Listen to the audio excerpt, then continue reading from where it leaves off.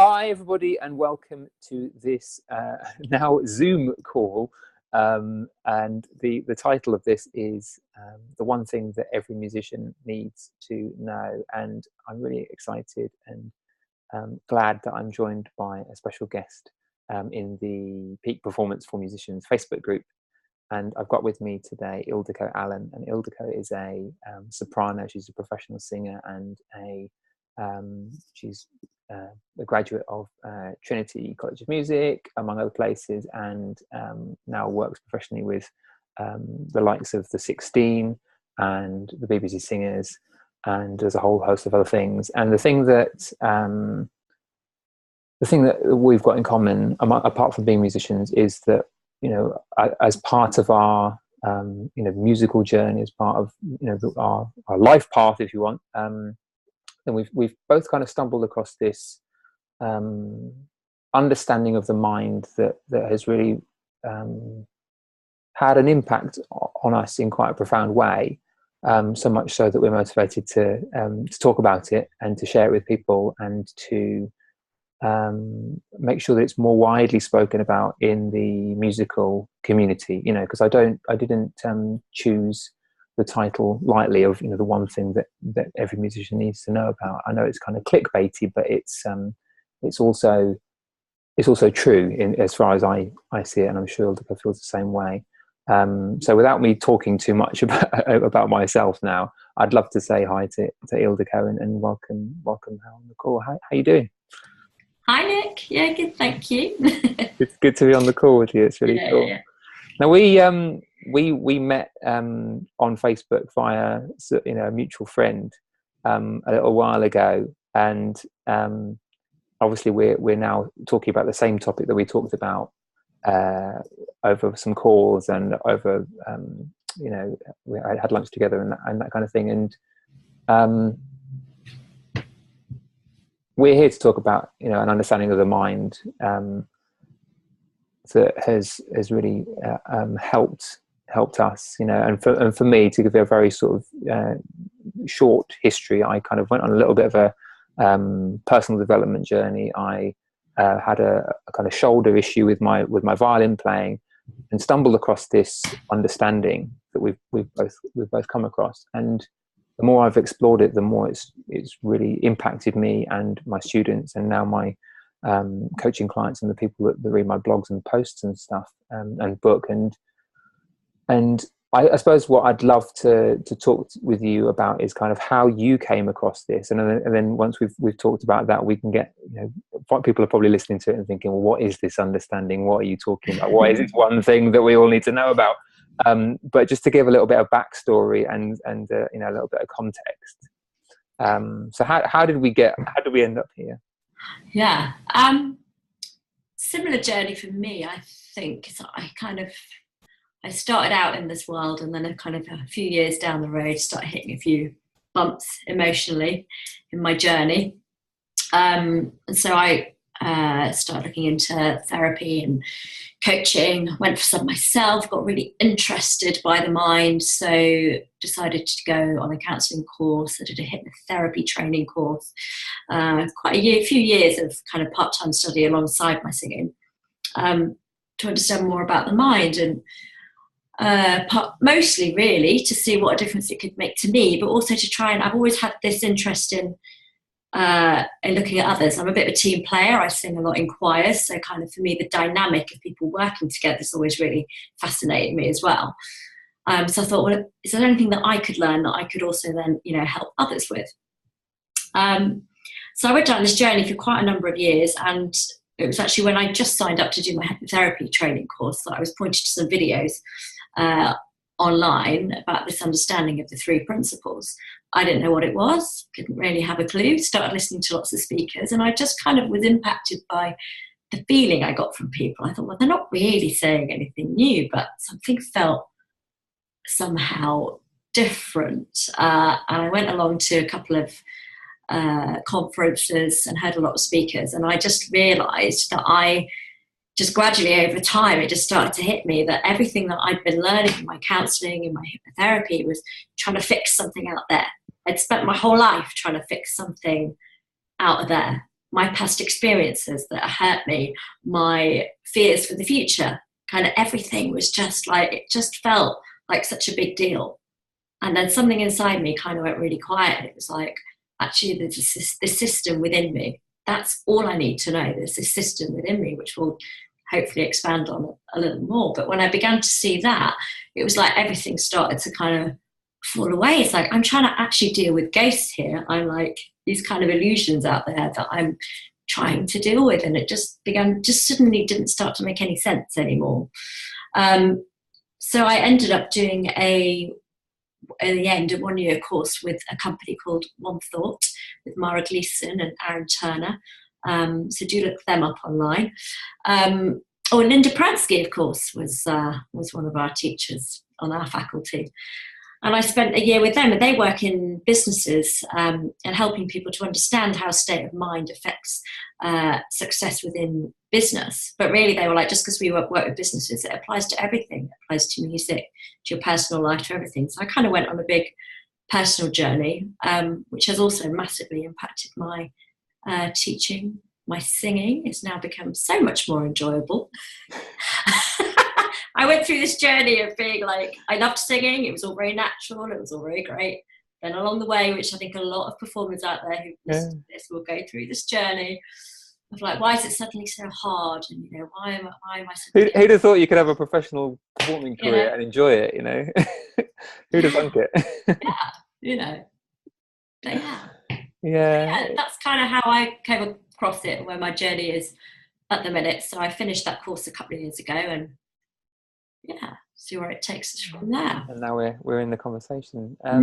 You mentioned something about the 3 principles, and it's just worth me kind of flagging and just flagging that, and it kind of explaining it maybe a little bit briefly, so we can sort of continue the conversation for the people that haven't heard of the 3 principles. Sounds like this name, but it's really very, very simple. Really, what it's all. We're talking about an understanding, and we're talking about 3 facts. Not principles in the kind of, oh, it's nice to treat people nicely, or what goes up must come down. Not that kind of like wishy-washy principle, but a law, like a fact of just what's true. And we're talking about some truths about how the mind works. So the first fact is that we have the ability to think, and everybody can appreciate. We're all aware that we have the ability to think. We create a thought generated world, so it's a principle that we think. So the principle of thought.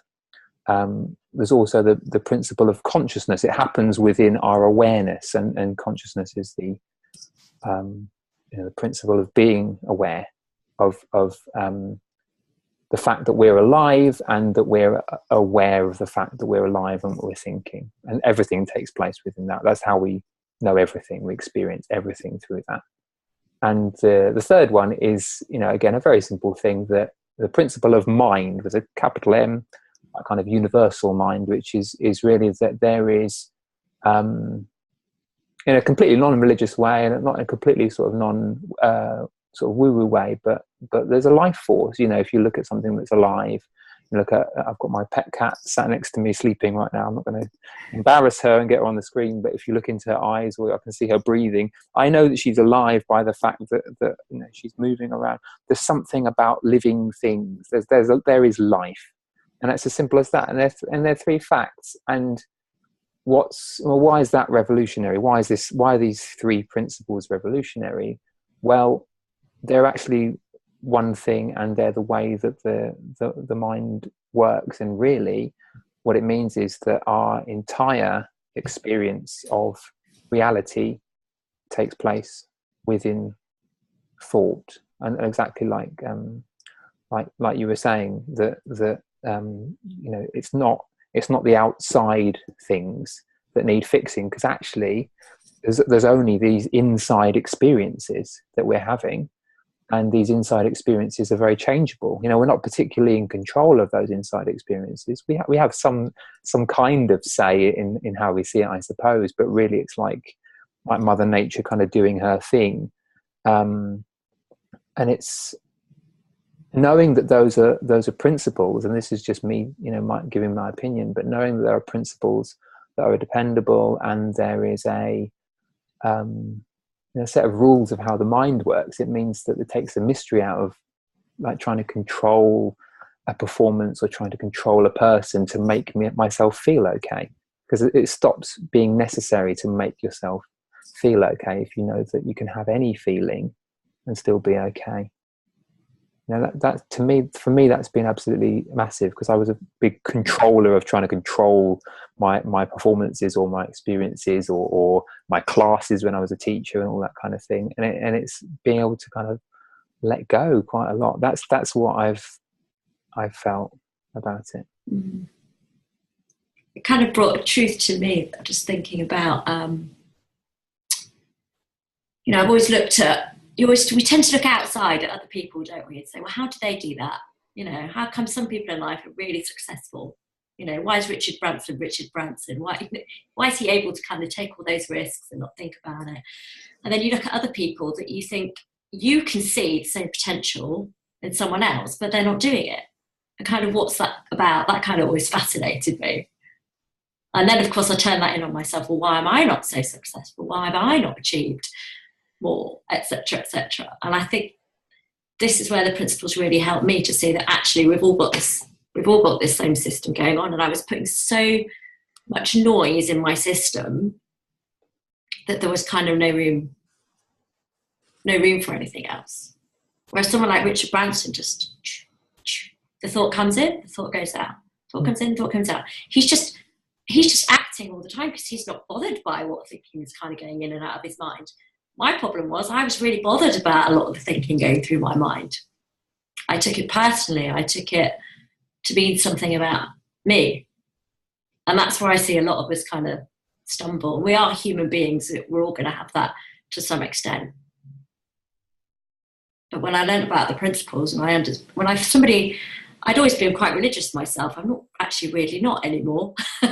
But when people first started talking to me about mind, I remember feeling this kind of resistance. Well, what's this intelligence behind life? What is this thing? And then having, just for those who don't know, just broken a bone in my foot, sprained my ankle very badly on the stairs, and watching my body go through this healing process for the last 6 months, you just think, well, yeah, I can ice it, I can do my exercises, I can elevate it, I can do all these things to kind of help the system.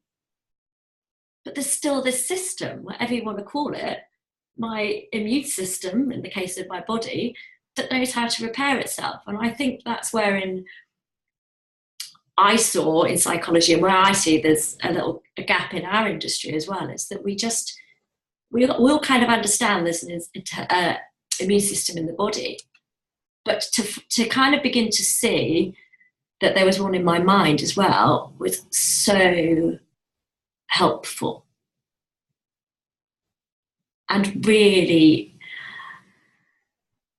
very, very freeing, because it just felt like there was just me, like there was just my little mind, and everything I was beating myself up about became very disconnected from the world and people around me. And it just was very humbling to just be able to let all that go and just be able to see that we're all the same. And there is this system there, and it does, my mind now self-corrects so much easier without me having to do anything. That's really important. Well, I mean, it's true, as well as being important. It's true, that whether there's resistance to the word intelligence or the godness of it, or whatever makes sense to call it, the fact that not only in the body is there a self-correcting nature, but the body and the mind are all just one thing, and it's only an idea that they're kind of separate. And so that means that the mind has this ability to kind of self-clear, self-correct, and that's quite radically different, dramatically different to the message that's kind of implicitly told to people. The message is often that some people have got their lives sorted out and their heads straight, and other people are kind of broken or messed up or need repairing in some way. And if it's not as explicit as that, it's like a teacher has an answer and a student needs the secrets, or that an athlete has a mindset technique and that's why they win something, whereas somebody else that doesn't have the right kind of technique. And what we're saying is really that the mind has its own kind of operating system, to use computery jargon, that knows exactly what it's doing, can't be hacked, doesn't need to be improved, works perfectly well. And if left alone without, taking the back off the computer and trying to put your fingers in the wires and mess around with things, does better than you could ever try and do if you tried to mangle with it. And for what sort of really resonated, hearing you talk just then, is that, to me, it makes much less sense to me. It doesn't always, it's not like it never occurs, but it makes much less sense to me now to try and meddle with how my mind's working and try and improve how I'm feeling, or try and calm myself down if I'm a little bit agitated, and much more. It feels like letting things take their course is the way that is actually going to be the quickest, most effective, kindest, most helpful to the people around me. It's going to be the best way to go about doing it, because it works just fine. It isn't actually broken. We're talking about it, like innate mental health, innate well-being, not like, it's like, when mental health is the electricity, not the screen. We see all sorts of different illusions on a television screen, but it's not what's powering the television screen. It's this energy behind the screen that keeps the picture going. And it's the same for our emotions. Our emotions turn up on the screen, and whatever's on the TV just shows up, whether it's a horror film or whether it's a rom-com or shopping channel or whatever. And knowing that we're watching the play of pixels on a screen powered by electricity, rather than going up to the television screen, and if we're seeing a cookery channel and trying to like lick the screen because we think it's reality. It's just understanding what's actually going on compared to what looks like it's going on. It's fundamental, but it's been a real game changer for anybody that's kind of seen even a tiny bit of how it works. And the thing that really excited me about meeting you was the fact that we're part of a small bunch of people in the musical world who know anything about it. It's like you said, it's mostly about business or mental health. Well, it's not so widely known in music, which is what drove me to start the Facebook group and all that kind of thing. So what would you say, seeing, because I can imagine, I'm pausing because I'm thinking, I can imagine people watching this and thinking, I don't quite get what they're talking about. There's something that sometimes feels quite nice about what they're saying, but why bother continuing? What's going to be what are the results? What can I get? Could you maybe talk a little bit about how, not necessarily music, but I mean, it could include music, I suppose, but what's different? What are some of like the biggest changes that you've seen through sort of spending a bit of time with the three principles?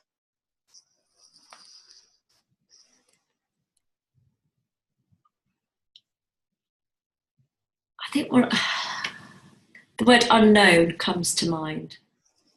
My ability to live more in the unknown. I needed to be in control of everything. I really wanted to know where I was headed, have my goals, achieve things, like kind of pan everything out. And just sitting here now, I don't even know why that word springs to mind, but learning these principles for me was a game changer, because I started to strip away all these images I had of myself, all this stuff I'd kind of built up over the years that I felt needed to fix, kind of fell away naturally. Whereas everything else I tried felt like hard work. Sometimes it would work, sometimes it wouldn't. And it was actually really exhausting.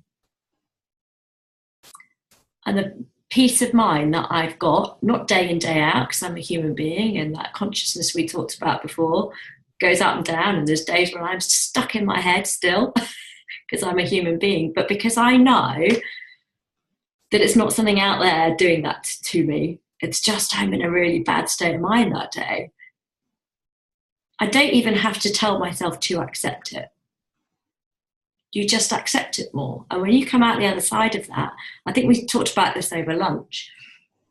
The biggest game changer for me was that I stopped when I go through a bad mood and I come out the other side, I don't beat myself up about it anymore. That was really interesting for me. That was like, what happened to me, that experience I just kind of went through in my head wasn't actually telling me anything about me. Whereas it used to be. It used to be there's something wrong with me. I got depression. I need to go getting some help. And why am I always like this? Why are my moods so up and down all the time? Like, even when I was feeling good, there's all this chatter over the top.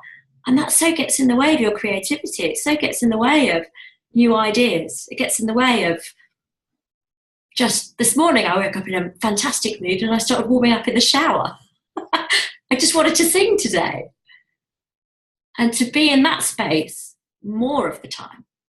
I'm human, I can't be in it all the time. And I don't want to make myself be in it all the time. It defeats the object. But I'm in it naturally more of the time. And the more I've looked in this direction, explored, that's more what's happened. And I have definitely lived more of the unknown and kind of gone down paths in my life that I thought, oh, I never thought I'd do that. Like, I was a couple of years ago, I think it was maybe while I was doing the course, a guy that I think I'd sung for him. It was for a Spitalfields Music Festival years ago, and I'd done one of his compositions with there was 4 of us in a quartet singing this stuff, and I hadn't even remembered his name, to be honest. And then through my website, I got this email saying, oh, we're going to put on this Malaysian opera in London, and, you know, could you help me find singers? Would you like to be involved? So I ended up doing the title role in this opera, booking all the singers, organising it all. I mean, finding a venue. I'd never done anything like that. I'd never fixed in my life. I'd certainly never sung in Malaysian. You should have seen my costume. It was fantastic. It was nuts. Then I got the score, because of course, this is the interesting thing. Like, probably one of the first things I would have done when I was in my kind of like, can I sing, am I good enough thing, would have been like, give me the score, can I actually sing this thing? And I'm just like, yeah, sure, I'll do it. By which point I'd signed up to it all. The score arrives and I'm like, oh geez, this is quite hard. This is quite hard, quite relentlessly high. And I am quite a high soprano, but it, you know, technically the way it was written, because of course Malaysian singers have a totally different technique to ours, I discovered. So kind of singing with kind of a more bel canto technique I've been learning with my singing teachers is like, I can't sing it through my nose. It doesn't really work. Anyway, and it was hard work. It was hard work, and I went through my ups and downs, but I was in it, and I was just like, well, I kind of went down that path. Got to do it now. And it was great on the night.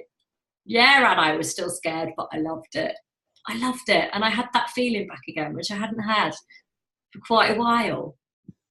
And it was totally nuts, totally crazy. And I had such a fun team of people around me, because of course I booked all my friends. But we had a really great time, and I would have passed it over to someone else, maybe 4 years ago, if I'm being honest. 2 years ago when I was doing that course, I didn't think about it. I just did it.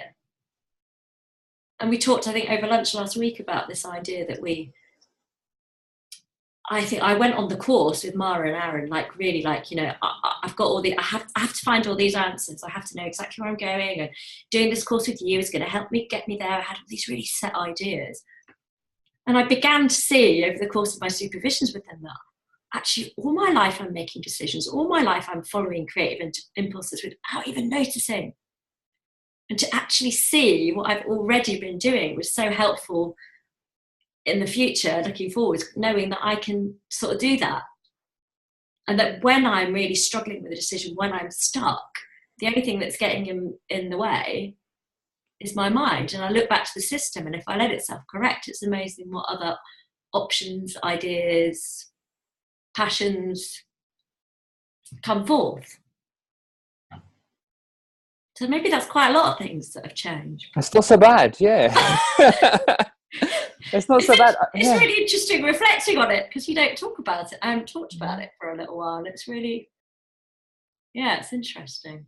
I was having a similar conversation yesterday with somebody about, just how far, I was talking about how far I had come, but it's also, it's just when things, because we know if we're looking in the direction of what's true about the mind, what that means is that all the extra thinking that isn't true and that depends on ideas that aren't true, like you can, like the world will make you feel good, or that you need to know what's going to happen before it happens, or that there's a right way to have a career as a musician or a coach, or the right way to be a mum or a dad, all that kind of thing. Or once those kind of superstitious kind of phony beliefs kind of are kind of seen through for what they are, it just streamlines everything, and it means that obviously you go back, like you said, you go back to being the natural, spontaneous, playful, changeable, malleable, creative, resilient being that we always were, always have been. But it's just, like you said, it's all this stuff, all these ideas of we should be this way, we're not allowed to do this, we've got to do this, a professional does this, singers do this in this, or it doesn't matter what shape the beliefs takes. Once you see that they're thought created, that they are a creation, a belief about yourself, the idea of a personality, the idea, this idea of Nick Bottini or Ildiko Allen, and the idea of the person watching this, as an idea, not a truth, and that there's a kind of a spiritual fact about the fact that there's a connection between us, all that kind of thing.